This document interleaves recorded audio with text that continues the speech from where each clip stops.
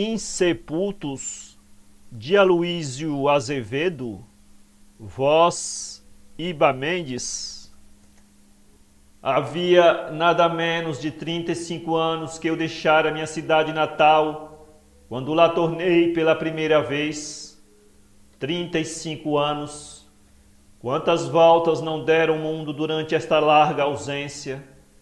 De lá saíra, levando por única bagagem, pobre órfão desamparado, um leve saco cheio de ilusões, e voltava agora triunfante, de novo sozinho, é verdade, mas com o meu saco cheio de ouro até a boca. Como é de calcular, tão brilhante foi a volta, quão mesquinha e triste tinha sido a partida. Receberam-me com música, vivas e foguetes, numa estrondosa manifestação de entusiasmo.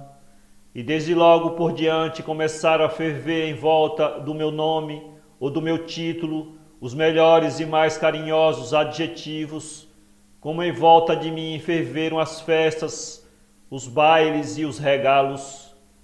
Tomaram-me por tal modo que não me deixaram tempo sequer para lembrar-me da única pessoa, talvez, que tivesse tido uma lágrima sincera quando de lá parti desamparado e pobre. Foi essa gentil pessoa a dona dos meus primeiros amores, um romancete dos 18 anos.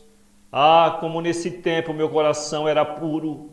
Vi-a uma vez numa festa do arraial e logo ficamos namorados. Chamava-se Alice.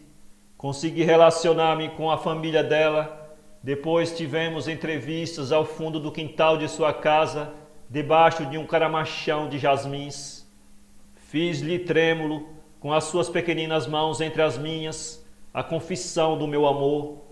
Ela abaixou os olhos enrubescendo e, toda confusa, toda medrosa, jurou, balbuciando como num sonho, que só a mim queria por toda a vida e só a mim aceitaria por esposo.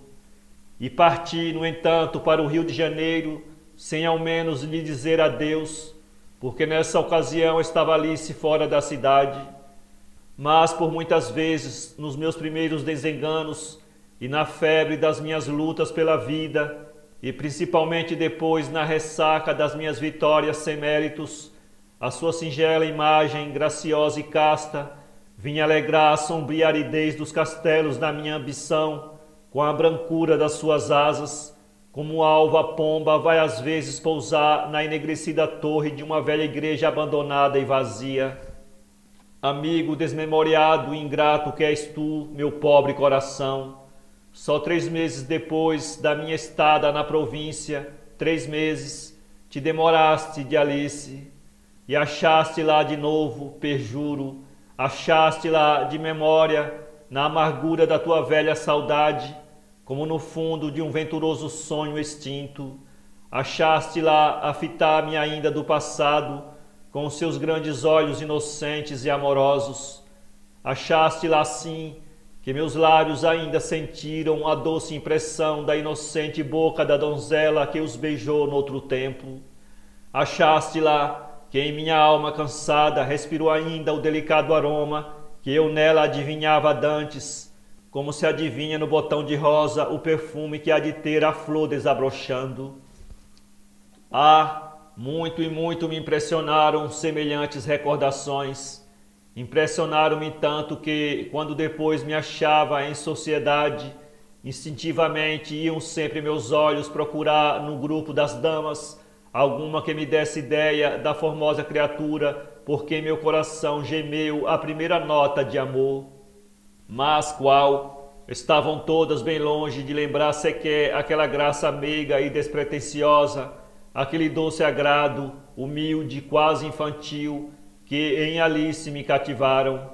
Em nenhum daqueles olhos de mulher que agora me cobiçavam, em nenhum daqueles sorrisos que nas salas me seguiam atados numa esperança de casamento rico, encontrava eu o mais ligeiro vislumbre do amor passado, daquele amor que eu vira outrora nos olhos dela, tão natural e sincero. Mas uma noite, no palácio do presidente, por ocasião de um baile que me era oferecido, Ruminava a minha incoercível saudade ao fundo de uma janela, quando notei que viera colocar-se ao meu lado uma senhora gorda, idosa e respeitável. Aprumei-me logo, vergando-me galantemente, de claque em punho, e, antes de achar tempo para dizer qualquer banalidade de cortesia, reparei que ela me fitava com estranha insistência. Tive um sobressalto. O coração bateu-me com mais força. Entre nós dois cavou-se um profundo silêncio, frio e desconsolado como a velhice. Encaramo-nos ainda um instante sem dar palavra. Depois, voltando pouco a pouco do meu abalo, senti ir acordando a minha memória defronte daquela triste e cansada fisionomia que ali me fitava obstinadamente, como se por detrás dela uma alma oculta me estivesse espiando do passado.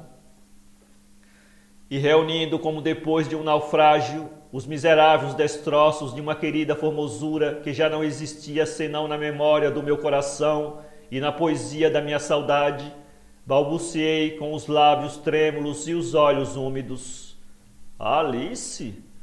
Ela sorriu tristemente e conservou-se muda. No fim de algum tempo suspirou e disse-me que estava à espera de ver se eu ainda a reconheceria. Aproximamo-nos então um do outro e conversamos. Contou-me que já tinha netos, enviuvara com 6 filhos e sofrera muito desde o primeiro parto. Em seguida vieram as recordações e tudo lembrado por ela, com uma voz em que faltavam dentes e uma comoção que lhe fazia os olhos menores e mais empampuçados. E eu, enquanto a ouvia, examinava-a disfarçadamente, procurando descobrir e colher uma lembrança da encantadora companheira dos meus primeiros sonhos por entre aqueles fúnebres restos insepultos. Que terrível desilusão, meu Deus! Oh, porque aquela desumana criatura consentiu que eu a visse assim, indecorosamente decomposta de beleza? Porque aquela insensata não fugiu para dentro do mundo, não se escondeu na terra, antes que a senilidade lhe viesse daquele modo ultrajar tão miseravelmente o corpo que eu até esse instante divinizava na minha saudade? Ela, coitada, como se perdera o meu íntimo juízo, fez-me notar jovialmente que também eu, pelo meu lado, estava bem longe de lembrar o que fui. E de novo, entristecida, malgrado o esforço que fazia para alegrar o rosto, recordou-me com um inquietante sorriso os meus belos cabelos de moço, quando eu os tinha negros, abundantes e anelados, e referiu-se, meneando a cabeça desconsoladamente, à extinta alvura dos meus dentes e à rosada frescura primitiva de meus lábios, outrora tão bonitos e tão senhores dos seus últimos beijos de criança e dos seus primeiros beijos de mulher. E, fitando meus olhos, parecia procurar neles uns olhos que não eram os meus, mas ia com os dela, entrando por eles familiarmente, para vir cá dentro de mim buscar os outros, os seus íntimos, os seus alegres companheiros de mocidade, que deviam lá estar ainda nesse passado feliz, que cada um de pós carinhosamente continuava a guardar no fundo d'alma. Acordei-a desse devaneio com uma facécia desenxabida, falando do meu bigode branco e da minha calva. Rimo-nos ambos e continuei a rir durante o resto da nossa conversa, mas enquanto eu ria e gracejava, ia-me entrando traiçoeiramente no coração um hóspede sombrio, uma sinistra amargura que principiava a instalar-se nele, varrendo para fora os últimos farrapos de ilusão que o intruso ainda encontraria lá dentro, esquecidos pelo chão e pelas paredes frias. Não pude demorar-me ali, dei-me por indisposto e retirei-me em meio da festa, sem levar na disserção outro companheiro, além de um charuto acendido no momento de tomar o carro. Ao entrar em casa, dispensei o criado, recolhi-me sozinho aos meus aposentos e, ao passar pelo espelho do guarda-roupa, mirei-me longa e silenciosamente, como se só então e de surpresa me visse tão velho e acabrunhado, estranhando por tal modo a minha própria imagem, como se naquele instante desse cara a cara com um desconhecido, que eu não sabia de onde vinha, nem o que de mim queria, por estar ali a fixar-me com tamanha impertinência. Maldita sombra importuna, maldito despojo de mim mesmo. Traço por traço examinei-me da cabeça aos pés, todo eu, como Alice, tinha já desaparecido na melhor parte, e os meus restos eram cabelos sem cor, olhos sem luz, boca sem beijos e alma sem dono. Como eu estava retardado neste mundo, despi-me, não pude ler, nem pensar, nem fazer nada. Pôs-me a fumar, estirado no divã, perdido numa infinidade de tolices aborrecidas.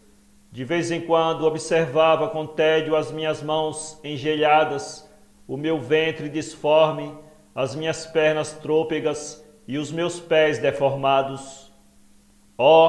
Definitivamente esta vida era uma manifestação e não valia a pena viver, isto é, trabalhar tanto, desejar tanto, e para quê?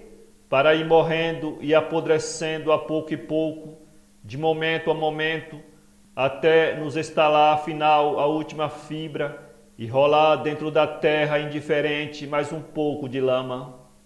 E senti um doloroso e vago desejo de não continuar a existir, mas sem morrer, uma insaciável vontade de desertar do presente para o passado extinto, volver-me de novo o que eu fora, desprotegido e pobre, mas rico de inexperiência, com a minha mocidade inteira e inteiro o meu tesouro de ilusões, e que eu pudesse ir pelo passado adentro, correndo, até chegar de novo aos 18 anos e atravessar então o muro do quintal daquela Alice, que não morrera e que já vivia, e catar-lhe aos pés, debaixo do cheiroso caramachão de jasmins, e beijar-lhe os dedos brancos e mimosos, e dizer-lhe com a minha boca de moço 1000 coisas de amor, e ouvir em resposta: eu te amo, e poder acreditar nestas palavras sem a mais ligeira sombra de desconfiança, como outrora, quando elas saíam quentes do coração de Alice,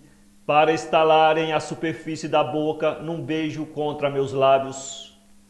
E depois, abraçado com ela, eternamente jovens como os amantes que os poetas celebram nos seus poemas de amor, queria fugir para um outro mundo bem longe deste, ideal e puro, onde não houvesse dinheiro nem honrarias, e onde se não fosse apodrecendo em vida, aos poucos, como nesta miserável terra em que nos arrastamos sem asas. Para ler esse conto, acesse www.poeteiro.com.